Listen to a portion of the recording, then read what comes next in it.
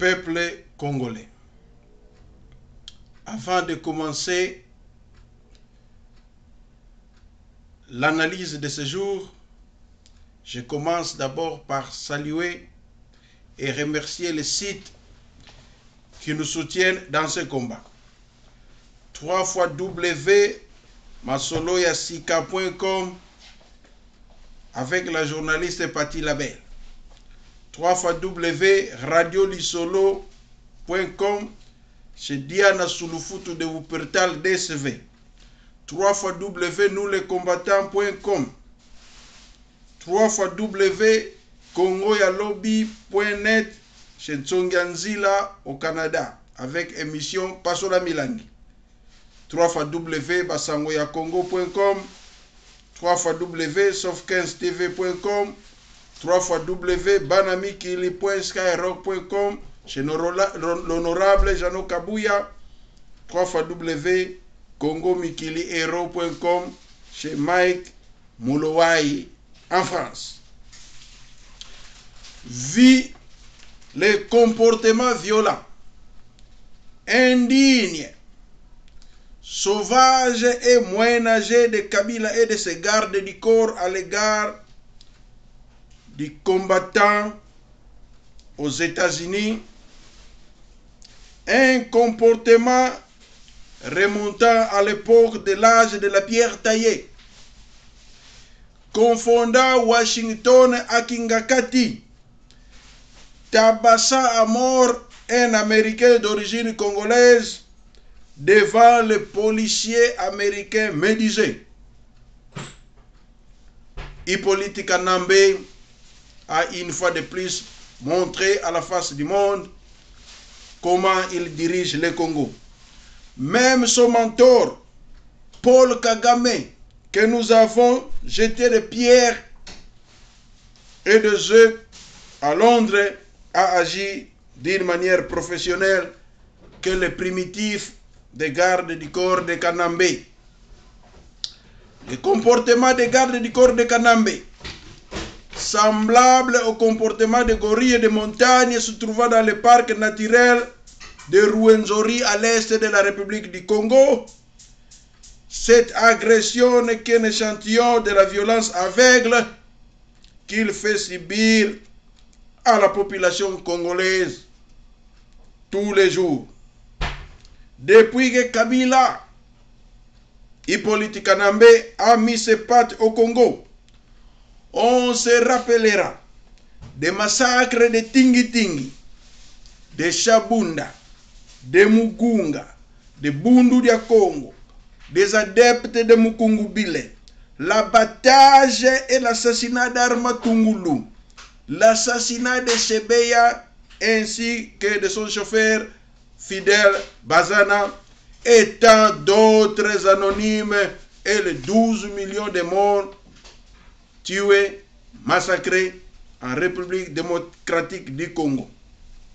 Ceux qui ont osé parler à Kinshasa se sont retrouvés sans autre forme de procès en prison.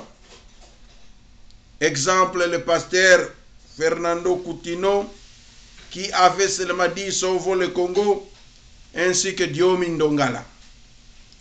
Mais par contre, M. Hippolyte Kanambe, alias Joseph Kabila, amnistie le M23, ainsi que plusieurs criminels de guerre en République démocratique du Congo. Nous lançons un appel de détresse à la communauté internationale, les États-Unis, la France, la Belgique, la Grande-Bretagne, l'Allemagne, les Pays-Bas, l'Union européenne, l'Amnesty International, Human Rights Watch, la CPI, la Cour pénale internationale à La Haye aux Pays-Bas, d'ouvrir une enquête immédiatement sur le crime qu'a commis Hippolyte Kanambe alias Joseph Kabila au Congo.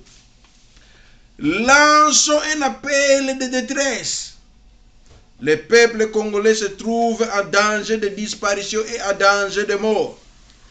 Si en Occident, un fou ne peut même pas conduire un vélo, Pourquoi l'Occident soutient-il et autorise-t-il un fou comme Joseph Kabila de diriger le Congo sans mandat, car cet homme n'a jamais été élu par le peuple congolais?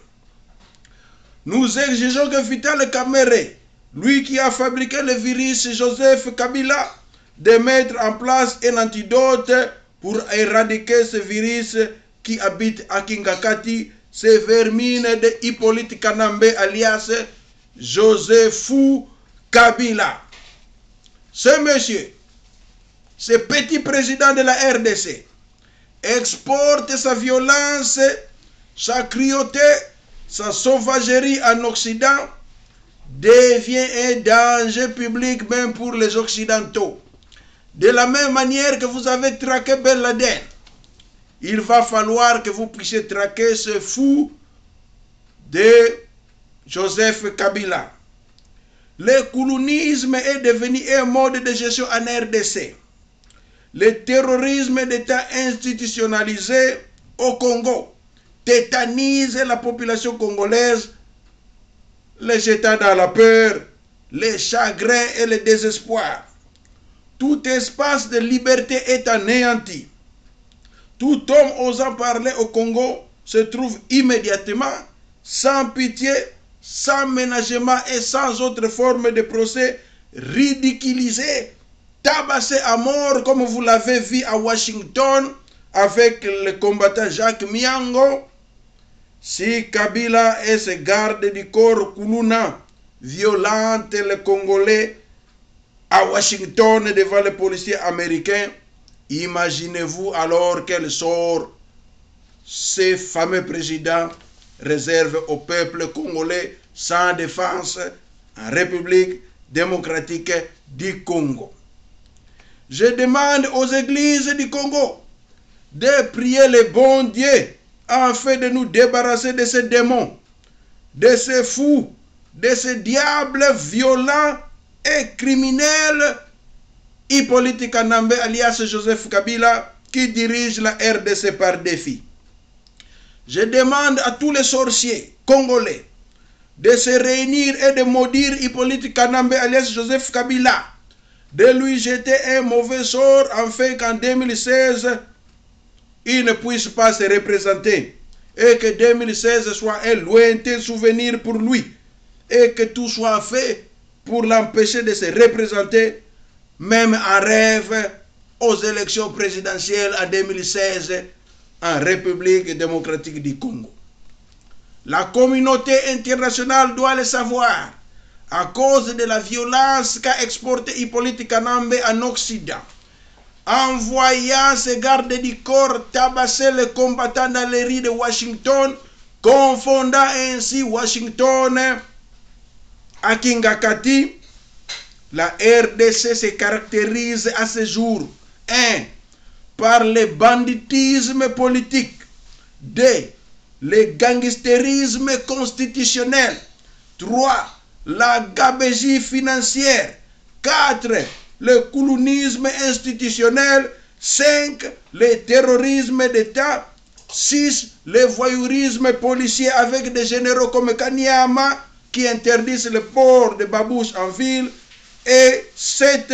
Les goï-goï parlementaires, car nous ne trouvons que des voyous et des bandits criminels goï-goï au Parlement de la RDC, rendant ainsi notre beau pays comme un État voyou et une république bananière.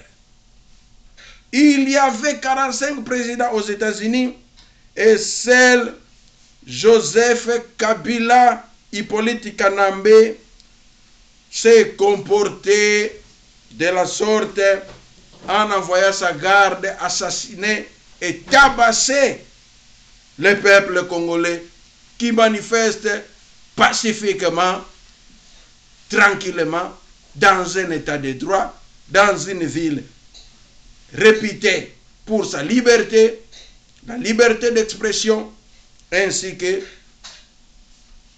la pensée, la liberté de dire tout ce que l'on pense.